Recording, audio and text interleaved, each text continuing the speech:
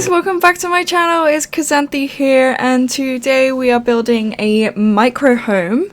So this is in Bridleton Bay. It's the lot on the right hand side at the very far back called Hindquarter Hideaway. It is 30 by 20, and I do use a lot of terrain manipulation on this plot and move objects as well, so just bear that in mind if you are going to be downloading it from the gallery and using it in your game.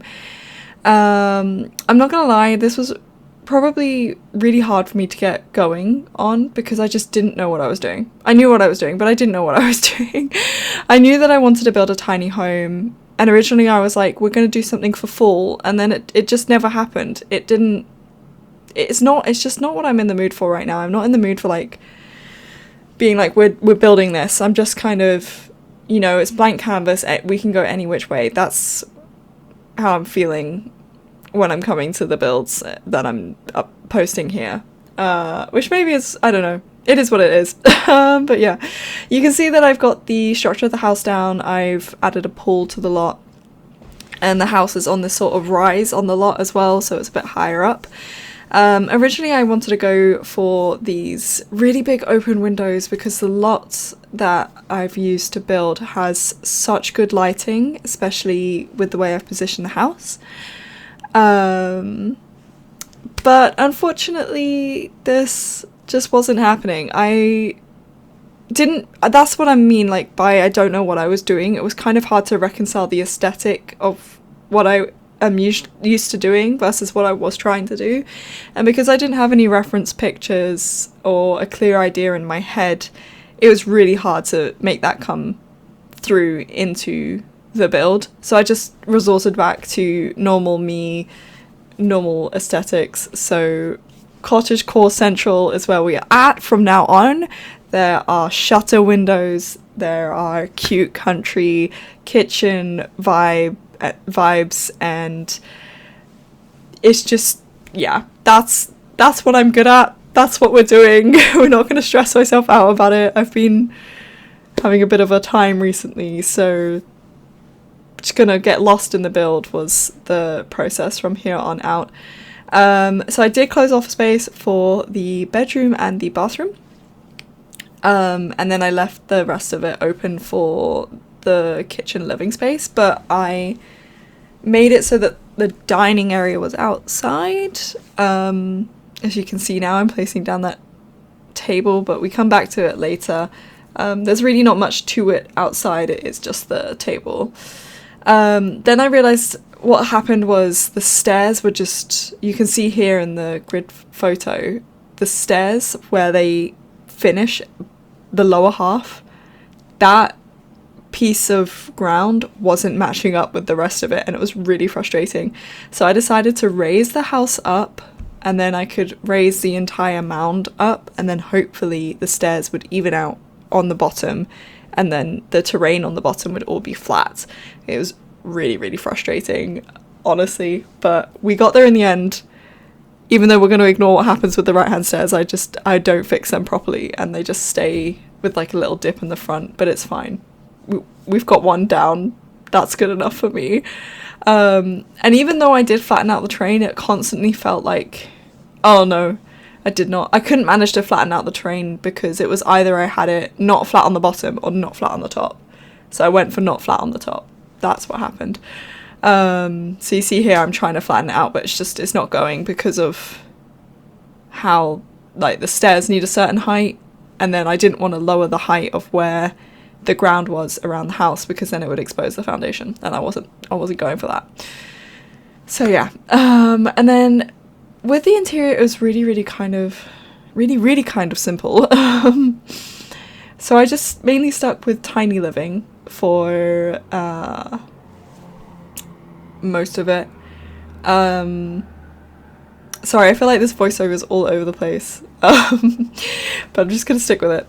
Yeah, so originally I was going to go for also Dream Home Decorator doors, but then I decided, since we're in Bridleton Bay, why don't we use cats and dogs? You maybe saw earlier I tried to use the windows, but I don't vibe with those for a residential home, because Maybe for like a barn it would be cool, or maybe like the second floor of a home where you've got a balcony, that would be cool. But I just don't like how they don't actually have a window in them.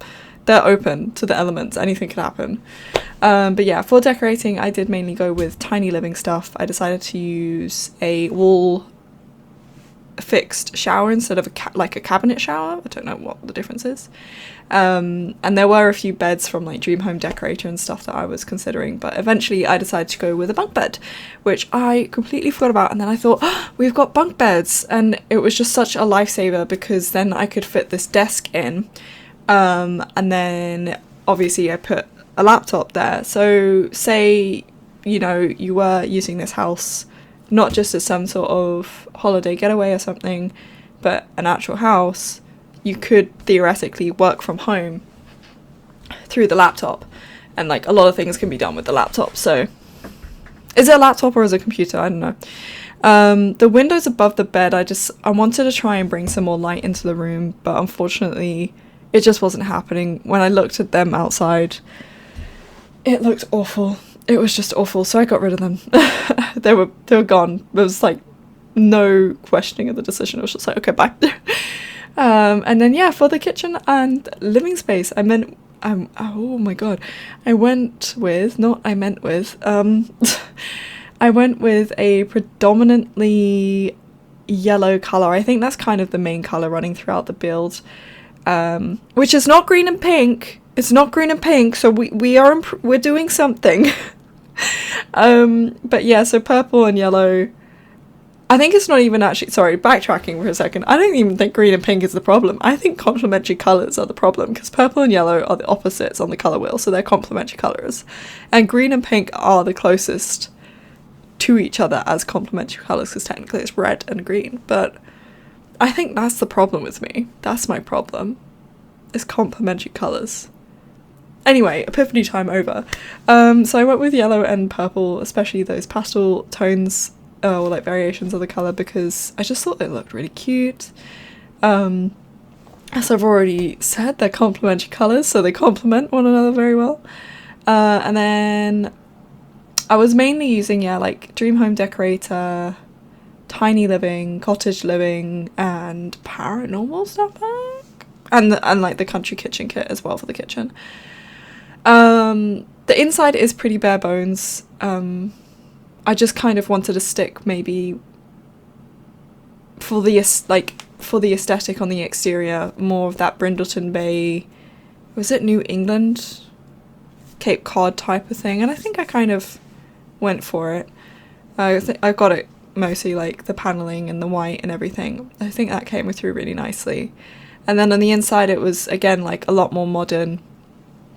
I think that is really my go-to, is modern interior, kind of traditional exterior, which is kind of something I'm figuring out as I'm doing all these videos. So yeah, that was it was just kind of like there wasn't much room to work with anything, so I just put like the space at the back seemed obvious for the kitchen because that's got the most space, and then in front of the door on the right hand side here seemed obvious for the couch area, because again that was like the only space to have a couch, another sitting space. As kind of the nice thing about building tiny homes is you don't have to think too much. There's no what if we did this and what if we did that and is this better, and it's just much more efficient, and I just prefer it. Honestly, I do prefer it. Like I said, I was going to try and do a full tiny home. I don't know where that idea went. It flew out the window. I think it's maybe because the game in my building, like, I mean, obviously you build in summer, right? Because it's easiest, like, the light's best. The weather's the best to build with, but maybe that's why. Maybe my brain was just like, summer. So it's summer. There's summer. There's nothing else to go for here. And I think also it's cute. It's just cuter to build in summer. Like, come on, you get all the flowers. I love flowers. I love flowers so much. It's just, yeah, it's just superior. It's unparalleled, unmatched. And I can't apologize for it because it, like I said, it's just superior. But yeah, this is where we come into the landscaping part of the build, and I think this is probably what took the most time. Like the house on the interior, down pat, like maybe 20 minutes as soon as I got that figured out. Oh yeah, I realised when I didn't ever put pillars on the front port, like the entrance kind of way, but I think it works best. I think that's for the best, really, because the door would have clipped into the pillars if I had put them on, so I'm glad I left it. And then here I was just kind of adding some outdoor clutter to make it seem a bit more realistic, and the awning over the door at the back, or the side door, the porch door, that just needed more space, and that circular window was getting in the way, so I transferred that to the back, even though technically I think it might, well, it's in the roof anyway, so it doesn't matter, but it might be intersecting into, like, at the intersection of two walls. So yeah, but it's cool. You won't notice the windows in the roof, so you'll never see it. And then for the landscaping and how I was kind of not necessarily covering up, but well, yeah, covering up this mound here was, at first I used the hydrangeas and I went with white flowers, just because I thought those complemented the house very well. The wisteria is the only creeping plant I use in this build, and I think that was, you know, took a lot. It didn't really take any strength at all. I was just like, that's it. I can't add any more. But, you know, that's restraint for me. Usually I'm like all over the place with creeping plants. I love them so much, especially like the bougainvillea from Island Living, which you saw me use in my build last week. But yeah, so I just encircled the house with the hydrangeas, and then I added the granite falls blossoms as a sort of low-lying plant to flesh it out a bit. The terrain paint, ignore everything that I do until I do the final thing, which I'll tell you what it is, but I just couldn't figure it out. I cut out about like 5 minutes of footage, I think, where I was trying to terrain paint this entire mound as a patio, and it just wasn't working. It just needed to be natural and like overgrown and stuff, and I really couldn't figure out what to do, because I knew I wanted to do terrain paint, but I didn't know, should I do dirt, should I do patio? It was all a mess until finally I had an epiphany towards the end. But yeah, for the pond I just go with the Jungle Adventure water. I thought that was best. I kind of find some of the pond textures a bit, oh wow, that was a long pause. Some of the pond textures are a bit like, just why? I know water reflects so much, but there's so much reflection in some of the pond textures, so I just liked the one that was the smoothest, and yeah, I thought it worked best. So here is me kind of coming towards doing the final terrain paint, and I put down 3 dots as a sort of place marker for me to figure out which way the path was going to go. And then I used 2 of the Get Together terrain paints. So I used one of the ones that, like the right hand one out of the 3, if you see them on the bottom there, which has the most green in it, and then I overlaid that with the one next to it, which you see me using now. And I just thought it I don't know, the feel to it, maybe it looks weird, I don't know, maybe this is like me doing the patchwork on my first build, but I thought it kind of gave that broken stone grown over look that I was kind of going for, and I think it fit the best. Is that how you use that? Yeah, that verb. Sorry, my brain just not fitted. No, it fit the best. Yeah. So I think, yeah, that's the thing about Brindleton Bay, is the like base terrain paint that's already there on the lot is really hard to match to, because obviously you can only paint to the edge of the lot, and you don't get that terrain paint in the set you can use when you're building. So it is just so hard to match anything to it because it's such a textured paint and swatch that all the other grass paints we have are really flat in comparison. So it's just really hard to match things to it, but we got there in the end. I think layering the terrain paints is kind of the only thing that will work here because you've got to somehow bring that texture into whatever you're adding into the lot. Yeah, and then I pulled out a lot of blue flowers because I thought we've got white flowers, why not bring out some blue flowers that kind of matches the exterior paint of the build, of the home. So I just pulled out quite a few blue flowers, and then I remembered that we get lupine with the Romantic Gardens pack, and lupine is one of my favorite flowers. I love them so much. I adore them. They're everything to me.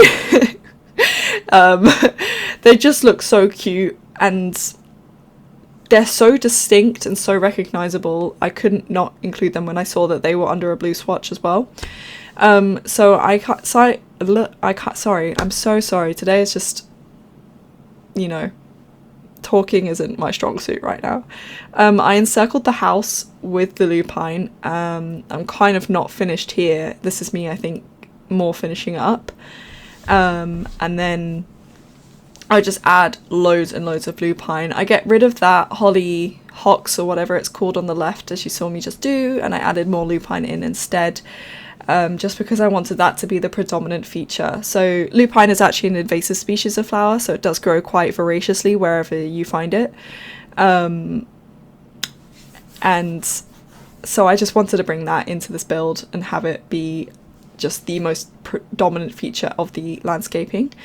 And that's why it is called Lupine Lodge. So yeah.